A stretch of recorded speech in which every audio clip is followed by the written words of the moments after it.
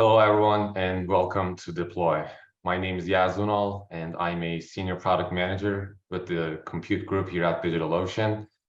I cover our backups and snapshots products, and today I will be talking about how you can protect and recover your data with DigitalOcean. So before we dive in, I'd like to spend some time going over who this talk is really for. So whether you're an entrepreneur just testing out a new idea, a developer deploying new code into production, or an SMB that is running a production workload and serving your end customers, this talk is really for all developers interested in data protection. So what will you learn in this session? We're going to kick things off by going over what data protection is, why it is important. We're going to be talking about what is a disaster and what are different types of disasters. What are some of the different types of data protection technologies? What are some of the state-of-the-art tools that you can leverage to make sure your data is safe? How can you determine the best data protection strategy for your application so that you can ensure your data is safe? And finally, I'll be talking about how can you use DigitalOcean to protect your data. So let's kick things off by talking about what data protection really is. It is the process of safeguarding important data from corruption, damage, or loss, while also providing the capabilities to safely restore it in the event of a disaster. There are certain types of tools and strategies to ensure you get the most optimal data protection, and I'll be going over different types of tools and technologies in my speech. So let's talk about disasters. In the context of data protection, there are tens of different disaster types that have a high chance of impacting your data. There are really multiple types, but I'm going to be covering the four main areas. So let's start with hardware and software failures. So you can have your server hardware failure, or you can have your third-party SaaS end up in a failed state, which may end up you losing your data. There can also be physical hardware failures as well. Examples for these are major ISP outages or network infrastructure failures.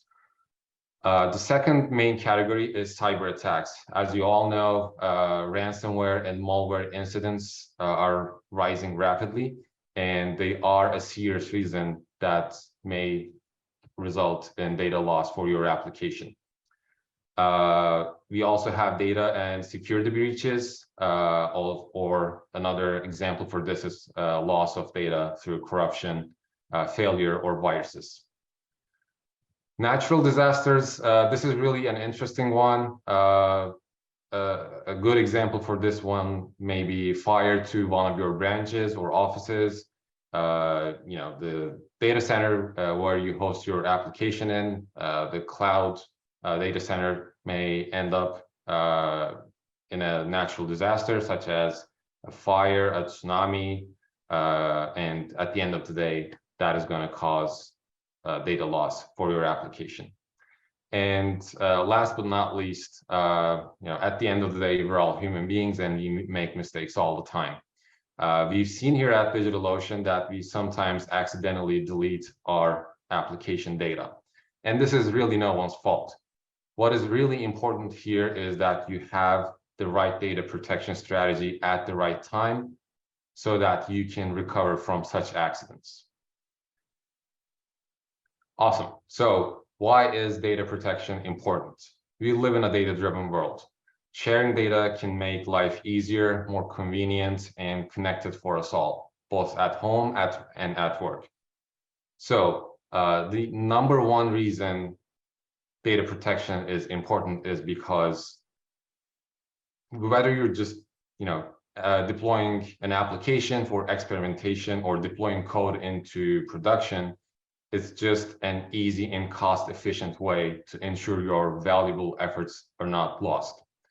Number two, time equals value.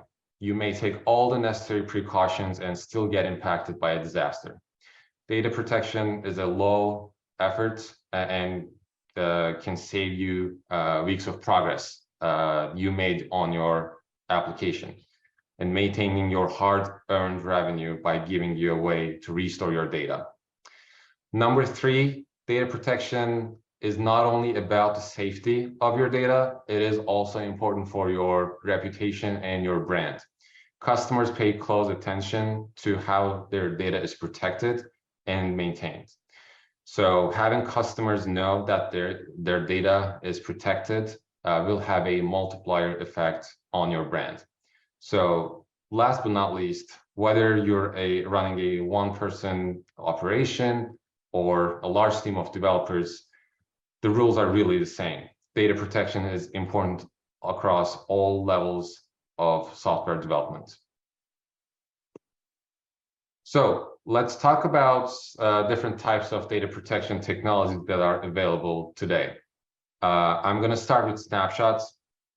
Snapshots are basically a point-in-time image of a virtual machine. It is a quick photo of your server's file system, or basically a set of pointers for a specific period of time. This photo is used to restore entire servers at the event of a disaster. So snapshots are mostly made up of metadata that defines the state of your information. Snapshots are really fast and they're usually faster compared to other types of data protection strategies. While they're fast to process, they cannot be shipped offsite and have to be in the same physical location with the original data. That means that snapshots, while they are a good short-term security measure, they are vulnerable to server failures just because they are hooked to your virtual machines. Backups, on the other hand, along with your files, it saves everything else, including data used in your applications, the operating system preferences, settings, patches, and more, all in one recoverable file. Backups are isolated copies of your data, meaning that it's not connected to your virtual machine, and therefore it's not tied to the same physical location as your original data. This means that backups can be shipped offsite, and compared to snapshots, they take a long time and therefore can be disruptive to your application. So it's really important that you figure out the best time to take a backup. We usually recommend taking backups at times when the traffic on your application is low so that your code does not get impacted. Last but not least, replication. It is a highly effective form of data protection and used in most transaction-sensitive data verticals for its ability to provide an instantly available failover copy. But a quick caveat here is that replication cannot replace backups. They have to work together. For example, because replication is near real-time, the way it makes its copy, if corrupted or if files are infected for whatever reason, then you need a version to roll back to. The real value proposition of replication is really it protects against regional failures. So by incorporating replication in your data protection strategy, you can have a highly available application, meaning that your application will be protected from regional failures. Cool. So we've gone through different types of technologies, disasters. Now you may ask yourself, what's the best strategy for my application and how do I go about it? Figuring out the best data protection strategy is really more art than science. And you can identify the best strategy for your application by answering some key questions. First of all, identify the segments of your data. Ask yourself what impact each data set has on your revenue and your productivity. Also keep in mind the role of each data set within your application. Different data sets may have different implications for your application performance, as well as the security of your application. For example, are there any regulatory requirements such as GDPR? So it's really important to know what the different segments of your data you have in your application and what are their impacts on some of the key metrics on your revenue and productivity. Number two, once you segment your data, identify these different data sets as mission critical, sensitive, or non-critical. A mission critical data, for example, may be customer data that you cannot afford to lose and has significant implications for your application or your business. And an example of a non-critical data would be archival data, for example, which you don't really need to access that quite often, and you can be more flexible with that type of data. So now, once you identify how critical your different data sets are, it's time to identify the restore objectives for different sets of data. You're going to want to restore mission critical data, for example, as quickly as possible, whereas for non-critical data, you can be more flexible and you can, for example, afford a couple of days worth of restore time. And last but not least, set up the right data protection policy based on the parameters that you just set and enjoy the benefits of data protection. So how can you protect your data with DigitalOcean? We have two types of data protection offerings here at DigitalOcean. We covered what they were in the two previous slides. So one offering we have is droplet backups.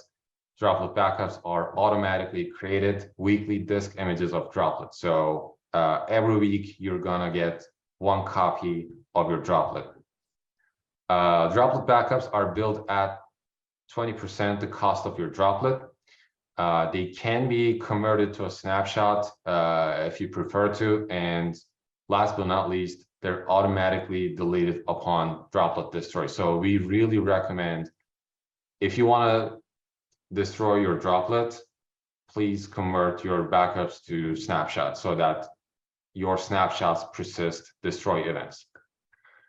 Our other offering is snapshots. Snapshots are on-demand disk images of your droplets as well as your volumes. Compared to backups, snapshots are billed at $0.06 per gigabyte per month. They can be added to multiple regions. For example, if you have a snapshot of your droplet in NYC1 region, you can add that snapshot to the London 1 region and ensure that you have an application that is highly available. One advantage of snapshots at DigitalOcean is, as I mentioned, they persist after the droplet is destroyed, so you can maintain that snapshot for however long you want. So wrapping up, data protection is really important. There are multiple types of disasters. We've covered hardware failures, software failures, natural disasters, cyber attacks, and multiple more. So all of these accidents and disaster, while they may seem they're really low in probability, they have really high impact on your data, and these disasters do happen quite often. Data protection is not just about safety, it has broad implications on your revenue, your reputation, as well as your productivity. While going out about identifying the most optimal data protection strategy for your application, segment your data, deploy the data protection strategy that best fits your needs. Even if you're not using a droplet product, for example, let's say you're storing data in a Spaces bucket here at DigitalOcean, there are multiple open source tools out there, such as rclone, that you can use to clone your data to another S3 compatible bucket so that you can ensure your data is safe. And last but not least, data protection is really a team effort. You cannot keep up with your data as it grows over time, and as your team grows with it, it is really important to ensure that different members of your team are aware of the importance and the implications of data protection. And more importantly, they know how to set the right data protection policies and strategies for your data. Awesome. So I will be taking questions now. You can find my social handles over here. I will be in the Discord channel after my talk, so I'd be happy to answer any questions in there as well. One quick reminder before we dive into Q&A. At DigitalOcean, we're really obsessed with our customers. So every feature we develop, we hear to our customers. We really know what you've been requesting, but we'd like to hear it from you. So please, if you have any features or pain points that you'd like us to address, please reach out and we'd be happy to work with you. Awesome. Let's see. First question is, I'm really curious how we can protect and recover via DO and managed databases. This is a really good question. So the backup and snapshot offerings that I just covered are for our Droplets product. But let's say you're using a managed database. Our managed database products also have backup add-ons where you can back up your database. So whether it's your Droplet or your database, you can rely on backups here at DigitalOcean. One thing I'll add is if you're running a managed database, we have increased frequencies, for example, so you can enjoy backing up your database on a more frequent basis as well. Next question is, can individual files be restored from a DO backup? Using DO's own backup solution, we only offer restoring your entire server. So let's say you took a snapshot or you took your backup. When you restore, you're going to be restoring the entire backup. Okay. Let's see.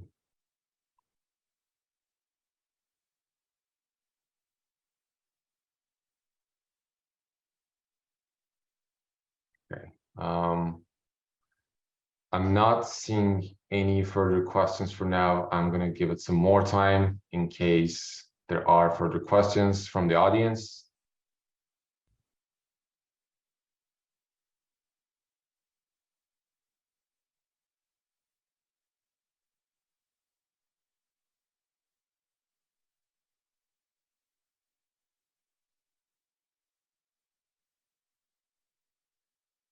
Okay. Awesome. Thanks everyone again for listening to my talk. I hope I was able to articulate how important data protection is. If you have any follow-up questions, please connect with me at Discord, and thank you again.